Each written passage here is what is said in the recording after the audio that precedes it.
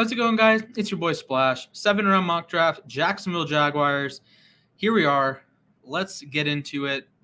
Fast speed, PFF default settings. Make sure you like the video, subscribe to the channel, ring that notification bell, download the uSTADIUM app, follow us on Twitter at uSTADIUM. You can follow me on Twitter at Mr. Splashman19. And for the first time in this series, we don't have to care about what other teams do in their first round because #1 overall pick. So the betting market says it's going to be Trayvon Walker of Georgia. I have some intel that means it could be Ike Ekwonu. Aiden Hutchinson could just be an easy guy to pencil in there. Kayvon Thibodeau could also be an easy guy to pencil in here. There's a lot of fun options. I don't think the Jags are going corner here. They could, I guess. But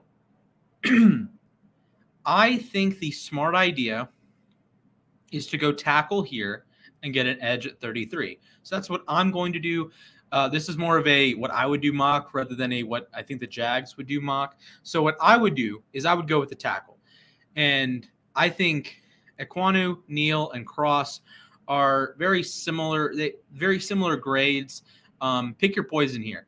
If you want a star pass blocker immediately, I think Charles Cross is your guy. If you want a star run blocker immediately, Ike Ekwonu is your guy. If you want the prototypical tackle build that's a solid enough pass protector, a solid enough, actually a very good run blocker, Evan Neal, you can go with Evan Neal. So the Jaguars have this golden goose in Trevor Lawrence, and I think for your golden goose, you want the best pass protectors. And I think Charles Cross is a reasonable pick here. Is he my tackle 1? No, he's my tackle 3. But I think the spot makes sense here. If Jacksonville could trade out of this spot, I would. That's the problem with every team in the top 15 is that you'd probably want to trade down, but you can't because who wants to trade up? So, and this is not a potential quarterback spot because you were paying a lot to move up to 1. I'm going to go Charles Cross at 1. And I will like an edge at 33, like an Ebiketie. Is Ebiketie on the board? That is actually a bummer. He goes to the Chiefs at 30. Okay. Ooh, pick it at 32. Fascinating. Okay. So no. Wow, all the edges that I really like in this spot are gone. Can I wait to 65 and pick up an edge? I could potentially. Again, this is a trade down spot. No trades in this mock. Yeah, let's just, good strategy, pick good players. And I think a good player that can help this offense blossom is in the form of George Pickens, can be your X. I don't think you're going to want Christian Kirk being your X. You probably will have him in the slot. And that's, I think, 2 good wide receivers. You draft a tackle at 1, and you are loading up this offense with weapons for Trevor Lawrence. I think that's incredibly valuable.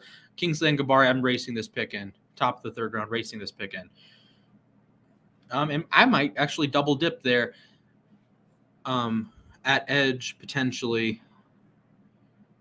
Okay, not great value here with any of the edges, but one player with very good value here is Brian Asamoah. I've mentioned him. I talked about him in the Colts video. I made the linebacker core of death here at pick 73.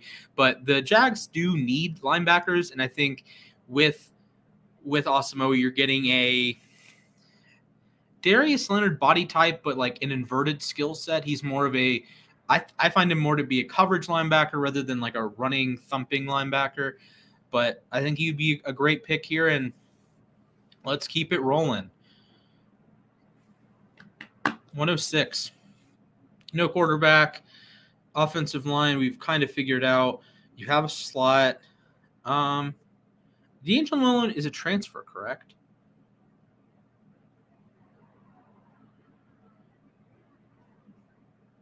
Huh, no, I guess not. He did have 180 pressures at WKU, though. Okay, let's D'Angelo Malone. Just, bring in another – actually, he would be, the second edge? Yeah, bring in, just some production. And if you're the – Charlie Kohler to the Ravens. Hello. Yeah, just bring in some solid production there. a great production at Western Kentucky. No need for a running back as much as I'd like Pierre Strong. I think Daniel Bellinger. I've touched on Bellinger before. Let's look at the tight ends. Bellinger, Calcaterra, Ferguson, Hayward, Likely, Weidermeyer, Turner, Latu, Stogner, Tegan Quiteranio. I think I butchered his name. Austin Allen, Chase Allen, Peyton Hendershot, one of the best names in the draft class. I'm going to roll with Daniel Bellinger.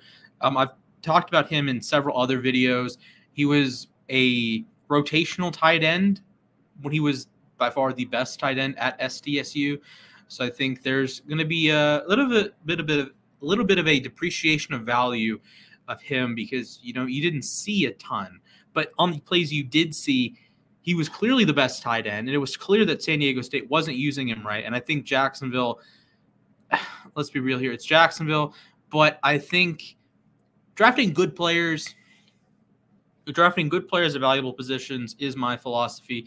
Tight end, not the most valuable position, but when you factor in quarterback and you factor in how you need Trevor Lawrence to be very good, tight end becomes that much more valuable. Speaking of the offense, I'm going to load up an offensive line here, take a couple shots. Zachary Thomas staying in the San Diego State realm.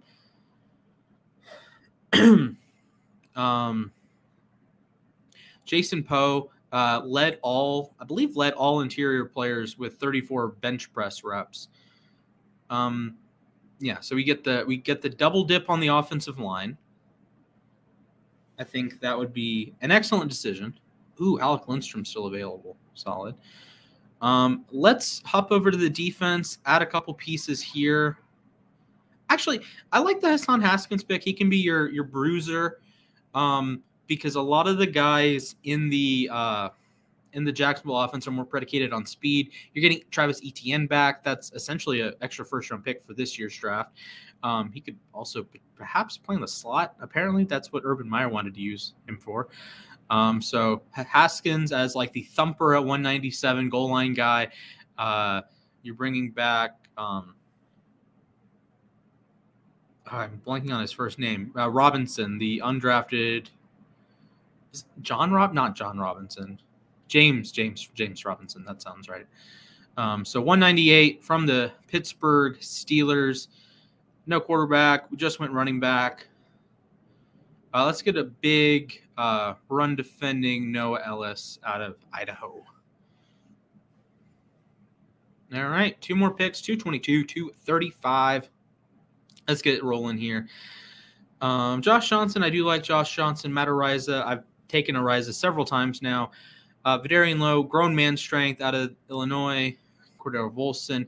North Dakota State is like a bit of a tackle factory at this point. And I think, grab another dart throw at tackle here. And why not? And with the final pick, say with the local kid, Marquise Bell. I rave about Marquise Bell. Very physical safety, good instincts for the ball. And this is like peanut punch. This is, helmet on a football, shoulder on a football, punch the football out. He's excellent at that. And I think this is a great draft. I'm on a roll today. This is the 3rd one I've recorded today. And hello, look at the A's, Ngabare, Asamoah Malone, B pluses everywhere. The only pick PFF doesn't love is Ellis with a C+. I'm a little bit higher on this draft than I think PFF is. PFF gives it a B+, but let's roll through the picks. Cross, B-, Pickens, B+, Ngabare, A, Asamoah, A, Malone, A, Bellinger, B, Thomas, B+, Poe, B-, Haskins, B, Ellis, C+, Volson, B-, Marquise Bell, A-. Big fan of this. I know Cross at 1. Maybe you trade down. Maybe you convince the Lions that you're going to take Hutchinson and they want Hutchinson and you trade down. Either way, I think this is a rock solid draft, and I think this would be a step in the right direction for the Jacksonville Jaguars. So thank you guys for watching. Make sure you like the video, subscribe to the channel, comment what you would grade this draft. Do you think it's an F because I took Cross at 1? Maybe. I think that would be a fair critique, if you will. Download the uSTADIUM app. Follow uSTADIUM on Twitter, Instagram. We have a mock draft coming very soon. Actually, it probably would be done by the time you are seeing this, but that's okay. Thank you guys for watching, and peace.